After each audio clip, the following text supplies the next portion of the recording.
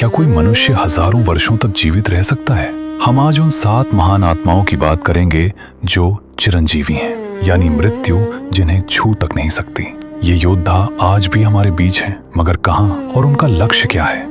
पहले चिरंजीवी हैं गुरु द्रोणाचार्य के पुत्र अश्वत्थामा, लेकिन उनकी अमरता कोई आशीर्वाद नहीं बल्कि एक दंड है। महाभारत के युद्ध के अंत में जब उन्होंने ब्रह्मास्त्र का गलत उपयोग किया, तब भगवान कृष्ण ने उन्हें शाप दिया।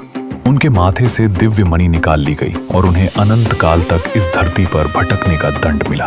कहते हैं अश्वत्थामा आज भी किसी गुप्त गुफा में अपने पुराने जख्मों के साथ भटक रहे हैं और अपने पापों का पश्चाताप कर रहे हैं। दूसरे हैं दानवीर राजा बलि, जिन्हें भगवान विष्णु ने पाताल लोक का राजा बनाया और अगला इंद्र बनने का वरदान दिया। वे आज भी वहां प्रतीक्षा कर रहे हैं। तीसरे हैं महर्षि वेदव्यास, जिन्होंने महाभारत और पुराणों की रचना की।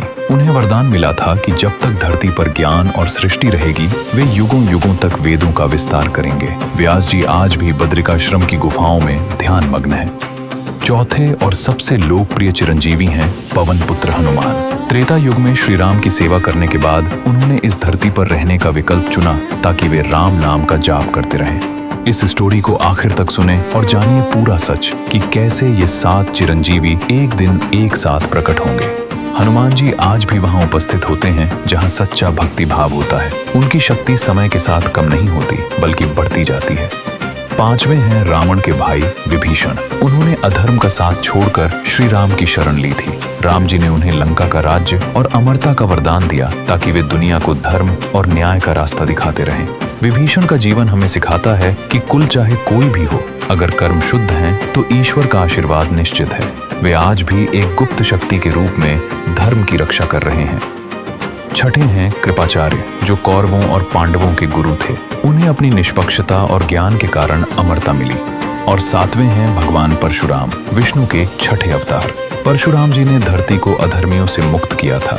वे आज महेंद्र पर्वत पर तपस्या कर रहे हैं। स्टोरी को देखने के लिए आखिर तक बने रहें और जानिए कि ये दोनों महान गुरु किस महान योद्धा का इंतजार कर रहे हैं। उनका लक्ष्य है सृष्टि के अंतिम रक्षक को शिक्षा देना।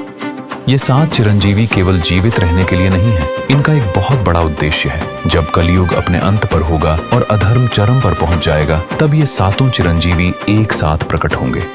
वे भगवान कल्कि के सहायक बनेंगे। हनुमान जी उन्हें शक्ति देंगे, व्यास जी ज्ञान और परशुराम जी उन्हें युद्ध कला सिखाएंगे। ये 7 महान आत्माएं मिलकर सृष्टि के नए आरंभ का आधार बनेंगी। इनका अस्तित्व ही इस बात का प्रमाण है कि सत्य कभी मरता नहीं। चिरंजीवियों की ये गाथा हमें सिखाती है कि शरीर का अंत हो सकता है, पर कर्म और वचन हमेशा अमर रहते हैं। ये 7 योद्धा आज भी हमारी इस सृष्टि का एक अनकहा हिस्सा हैं, जो चुपचाप धर्म की मर्यादा बनाए हुए हैं। तो ये थी 7 चिरंजीवी, काल के अमर योद्धाओं की महान गाथा। क्या आप तैयार हैं अगले रहस्य को जानने के लिए? अगली बार हम लाएंगे एक और अद्भुत पौराणिक कहानी।